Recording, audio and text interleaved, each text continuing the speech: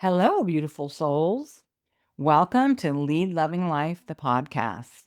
Lead a life you love, lead a business you love, lead a community you love. You absolutely deserve it. If this is your first time, welcome, welcome, welcome. I'm so glad that you're here.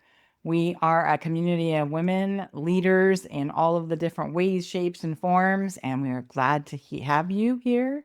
And if you are a regular listener, thank you, thank you, thank you. I'm so grateful for you and so glad that you tune in and listen to this podcast on the regular.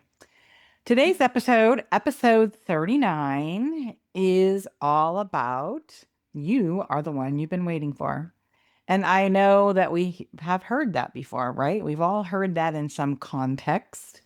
And it came to me this morning as I was meditating and having some quiet time, seeking clarity on the day and on the next topic for this podcast. And I know that with so many of us, we are looking for things, right? We are looking to be the best that we can be in all areas of our lives. We are looking for ways to expand. We are looking for ways, sometimes it feels like, to be better. And really, the truth of the matter is, we are looking for ways to remember and reconnect to our truest selves. I said that over and over again on this podcast. I say it almost every day to one client or another, because that's really what it is. And we need to be reminded of that. We're not broken. Are we perfect? Nope, we're human. So, by virtue of being human, there is no perfection. We are perfectly imperfect human beings. And I'm glad that we are doing this life together. The bottom line I am trying to communicate today is that we don't need piles and piles of fix me books. We don't need piles and piles of certificates or degrees or more, right? Like, we're always looking to be more and be officially more by way of a certification or something of that sort. The truth is, especially for those of us that are older, we've been around the block a time or 10, and we really have what we need.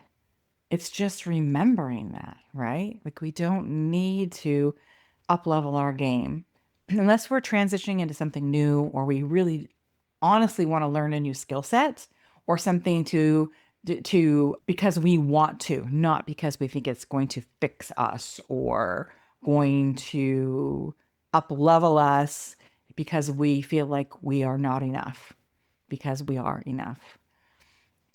When I say you are the one that you've been looking for, that's what I mean. I believe, and I've seen it over and over again in my clients and my friends, and in this amazing work I get to do, that we have the answers inside of us. We have that connection to that deepest self. It's not always top of mind, and it's not always easily accessible, and yet it is there. We are there. Our deepest, most connected selves, that connected to source, connected to the universe, connected to God, however you embrace that. We are not randomly floating around out here with this desire to make impact through whatever mechanism that impact is being made.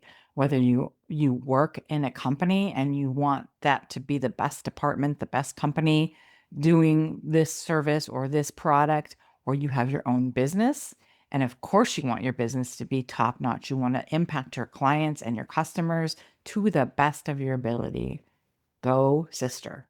Whether you are an involved mom, PTA mom, volunteer mom, class mom, soccer mom, combination thereof, whether you are a volunteer in a nonprofit organization or community service organization, same, right? You have it within you what it takes to lead and be present at the highest levels. And you wouldn't be called to do something if you didn't.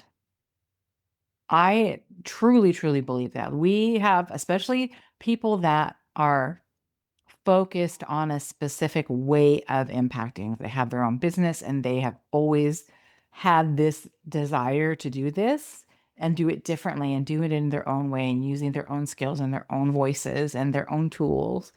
It is not something that you can just let go of. Take it from me. I have had this burning desire for decades and it has never gone away. I've done many, many different things. I've run companies for 20 years, and this desire, I was able to manifest that desire inside of those companies.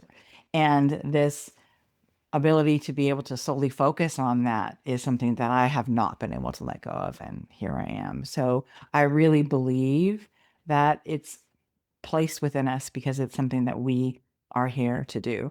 And along with that, the knowledge and the paths to knowledge and experience and gifts that help facilitate that are there. And I'm not saying that they're all there at one time. And I'm not saying that experiences don't help us get there because they absolutely do. And sometimes those experiences are less than fun and less than perfect. And their 0 out of 10 would not recommend, right? And we've learned from them. We've learned what to do, what not to do, how to integrate the experience to help us up level what we are here to offer and how we are here to offer it. So I don't want people to think that there's no need for other experiences and other knowledge, because there is, if that's what you want.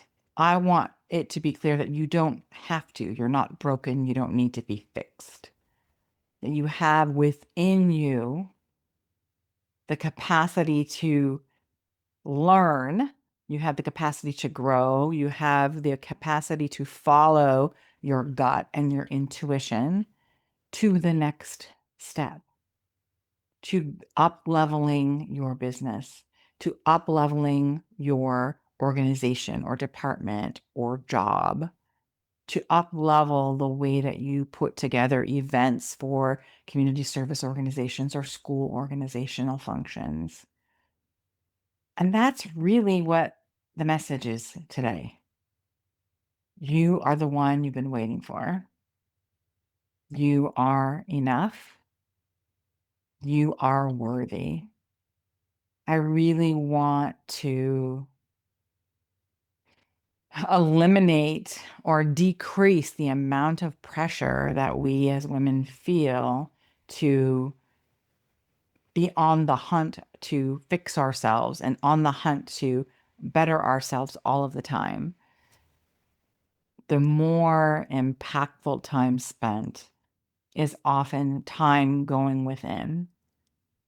And that is through slowing down long enough from the constant action and scheduling and automated behaviors that we can fall into, slowing down enough to take some deep breaths, to meditate, to pray, to journal, to be present. It doesn't have to be an hour-long meditation session. It doesn't have to be a silent weekend.